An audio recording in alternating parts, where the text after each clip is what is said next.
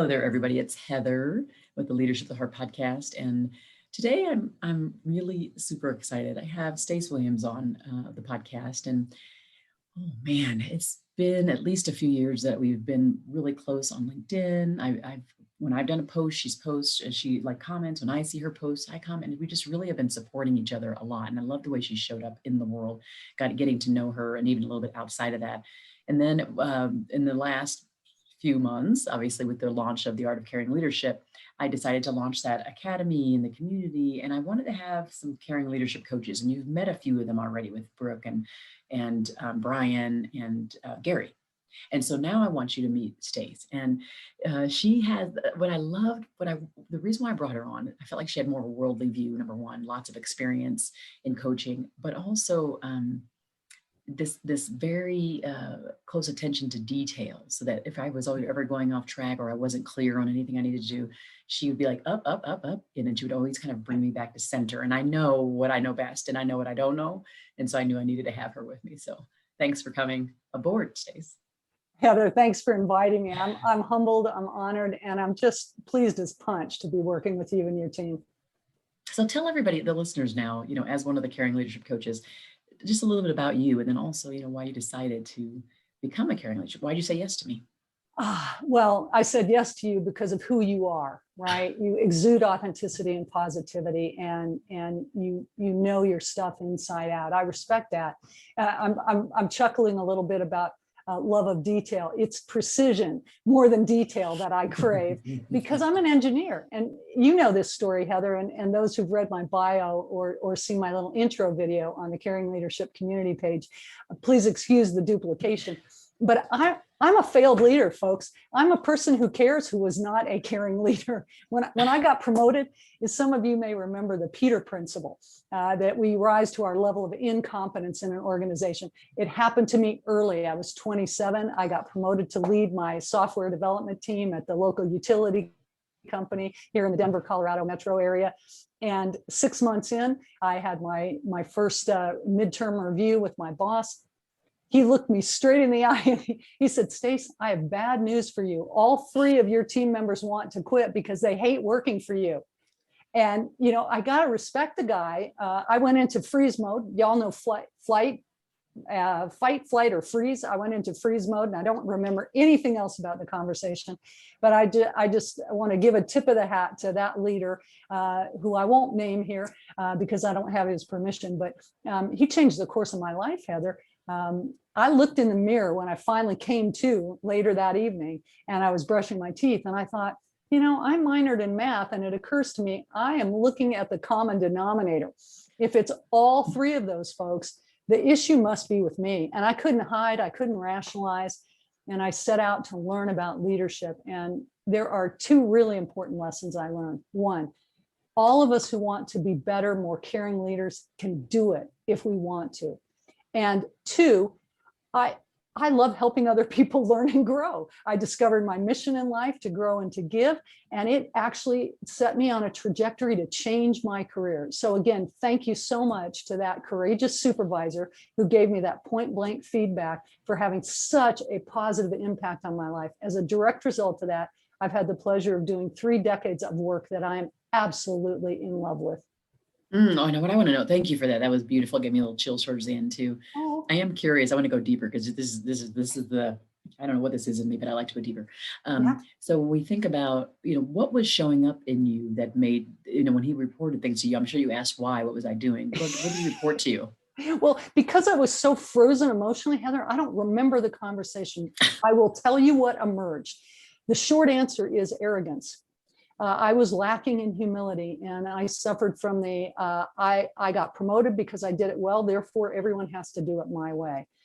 And what a terrible message to send a talented team. I had 3 very different people working on my team as my colleagues. I learned as much from them, perhaps more than they ever learned from me. But I was so intent on people doing things my way that I spent almost all of my time finding fault. Hey, Joe, there's a comment missing for this part of your code, or Kayla, can we beef up the documentation here? Instead of recognizing that these folks did a lot of things well. And I think taking a step back, working on beginning to develop some emotional intelligence, and then trusting my team is what turned the situation around. The punchline here, Heather, nobody quit. My heart goes out to those 3 individuals for sticking it out with me and giving me a chance. I will tell you that I even got invited to a party at one of my former team members after I left the department and went to work in the human resources and training group at the utility company.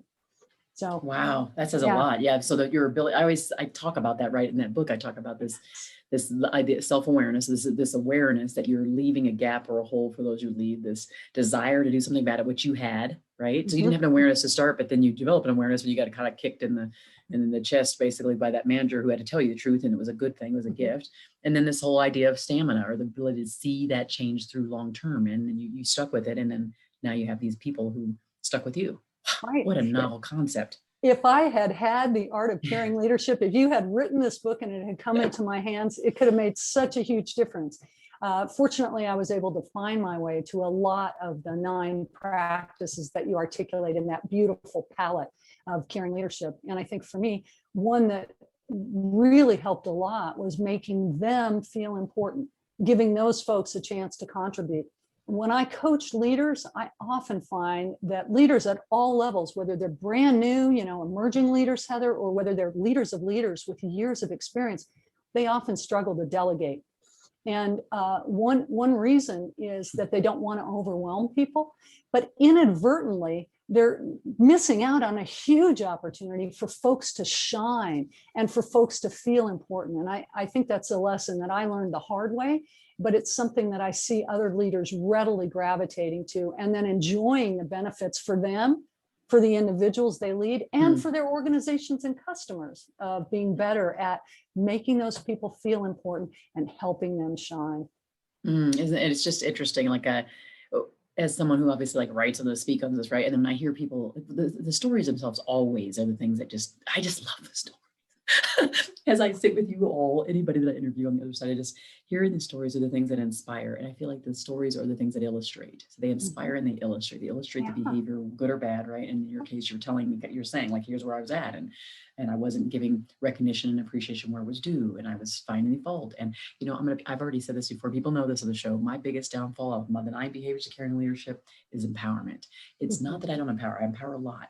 But when I get stressed or my timelines are narrow, I immediately jump into micromanager role. I know I do. And as I feel so this is the emotional intelligence part of it. As I feel it happening, so it starts to kind of boil up in me.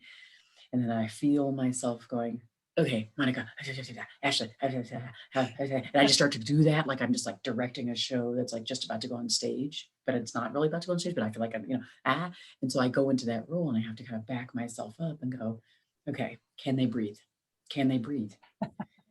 Right. Can they breathe? Because if I'm not breathing, because I'm just then they're not breathing because they're feeling that.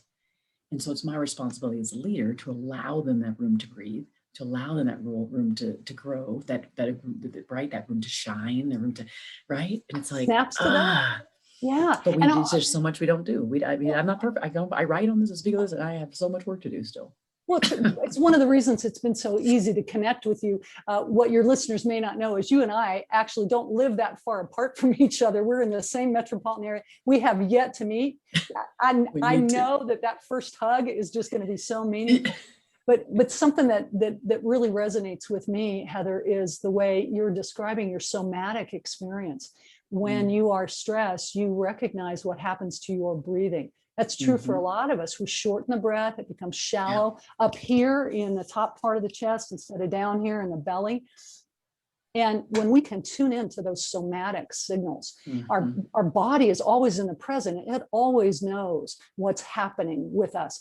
And the more aware we become of what's going on in our body, the easier it is to make an emotionally intelligent, caring response and really let that caring leader emerge. our behavior. That's a very good point you bring up. A really good point. Like, I'm not going to say nearly as beautiful as you do. Oh my gosh! Like, this is why I have you on my team. This is why I say, like, a team is about you bringing people around you who are not you, who bring those gifts that are afforded. And so there you go. I mean, Nomatic. Who would have even thought to say that? I don't even say. I say, I'm coaching someone, and I say, I need you to be paying attention to your breaths. I need you to be paying attention to how are your palms sweaty? Like, it's a very, and that's how I want you to be thinking about it. And it's so true that we have in all these cases. It's like if we can just. It's almost like if you think of that tape, when you go to the movie theater and you think of, they probably don't do that anymore, but way long ago, you'd see the movies where they have like the big tape reels or whatever, and they fall apart sometimes. Oh no, the movie can't play. And I keep thinking about, okay, so if we're going forward in this, now I get to like, rewind that reel and kind of start it over. And if I'm rewinding, I'm saying to myself, okay, what is it? How am I impacting the person right in front of me? When I'm this way, how does someone perceive me? How are they feeling? Then how am I feeling? It's like I'm considering all of that. Now I can go, okay, I bet you I was coming off this way. I was super intense. I bet you I was just like, so now either I have some apologizing to do. So that, by the way, that's happened to me before multiple times. So I have some apologizing to do, or my apology will come in just my change of action. So how I'm showing up. And so then it's like, okay, so now I go forward and it's like, here's you got that set, you got it set, great, awesome, you got it set, and it's up for them to shine or not. I mean, at that point, and then it's like, because you've let them kind of go, and then of course I always say, like, you have to provide some guidance, and so you have to go behind the scenes and then come forward to make sure you're present, but then like continue to be behind the scenes until they need you again. So having that proactive presence there, but not being hawking. Did you do it? Did you do it? Did you do it? And I do that. I do that at home a lot. 4 kids. I think about my son. Oh my gosh, I'm just like, did you call the person? Did you email the person? And it's like twice in a day, and he's like, Mom, I did, and yes, I did. And it's like, okay, and so again, it's just, it's like I said, we all have those shortcomings, and that's mine. Yeah, you just did 2 things that I think are so valuable for all caring leaders. And you're so smooth and gifted with these, you may not even realize, but your use of metaphor, Heather, the film, the reels of the film, you painted a really vivid picture with your words, and imagining that film splitting apart and what that feels like. And one way caring leaders connect with those they lead is they're attuned to those people. They listen actively, and they start to recognize the types of metaphors and imagery that resonate with each individual. And then they adapt their style while still remaining completely authentic. And the second thing you did is something you alluded to a few moments ago. You told another story. And you're so right. Our pal Sarah Elkins will totally resonate with this, because of course she knows a lot about telling a good story and how our stories don't define us, but the way we tell them does. And stories are a great way to connect with people. Stories about ourselves reveal our allowable weaknesses, our vulnerability. That humanizes us really to the people we work with and that we're privileged to lead. And it creates the space that says, hey, I ain't perfect, and guess what? You don't have to be either. Together, we're going to make good things happen. And if we make a mistake along the way, we haven't failed. We've just taken, instead of a fail, we've taken a first attempt in learning. So there's that positive outlook, that positive mindset. And I didn't make up that acronym. Somebody shared it with me a few years ago. One of the leaders. Oh, I love that. Yeah. I love that. Well, the self-deprecating way about me, it's a natural thing for me. I like naturally will do it. It is because for me, my North Star is connection. So like, I want people to know I'm with them. That's why I do the work I do. If I couldn't do the work I do if they didn't know I was with them. So I developed it. I think it developed early on as a natural kind of protective measure for me as a child, the adversity, but in the end, it just became the thing I led with. And so I'm always going like, what are the ways that I can let the person know I'm human? What are the ways to let them know that I don't think I'm above them, because I can't meet them where they're at if I'm way above them. I just can't.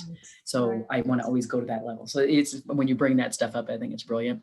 Oh, I'm sure you all can hear how amazing Stace is. Why aren't you, all of you, come right this minute to the caringleadership.co committee, hopefully, or committee, the caringleadership.co website, caringleadership.co. And we do have the 8 caring leadership coaches. I am there. We're all we have a community manager, Ashley, who's there. So we're kind of trying to actively engage. We're going to start doing events now because we have more people there. I think we have I don't know, 70 people or something inside there. So we want to start doing more events where we bring, have some of the coaches either do strengths classes or we do some masterminds. And so we're about right there to start some of those activities. So we'd love to hear any of you that are listening now. If you haven't already, go buy The Art of Caring Leadership. That's kind of critical because, you know, but this whole podcast is founded on, that book is founded on the podcast, all the interviews, all the conversations, and that boiling up in that book, at least for that first 80 or so talk conversations I had with people. But just those concepts, and they recur over and over again, don't they? Yeah. And as leaders, we get the gift of repetition. It's a gift. Because then we're reminded, it's a repetition from the topics, but not the stories. So we just keep hearing different stories and different angles, and it speaks to us in different ways. So I think that's the beauty of this podcast. And Stace, I'm just so thrilled to have you in this new community as well. Thanks for allowing me to be part of the community, Heather. I appreciate and heartily accept the invitation. And I'll echo what you said. Folks, join the community. You will meet there some of the leaders that Heather interviewed on her podcast and profiled in the book, as well as other aspiring caring leaders like you and me. We've got the coaches on there. And really, I think part of your vision, Heather, is that community become one where we can all share the lessons we've learned, the lessons we're learning, and get support, empathy, and ideas from one another. It's really a peer-to-peer kind of crowdsourced learning, if you want to think about it that way, crowdsourced learning and growth. And everybody is welcome, no matter your level, no matter your experience. You bring something to the table, whoever you are, come join us. Could I said any better? Thank you so much, Stace. And thank you for those listening right now. Hopefully you've taken a lot away, and just be well.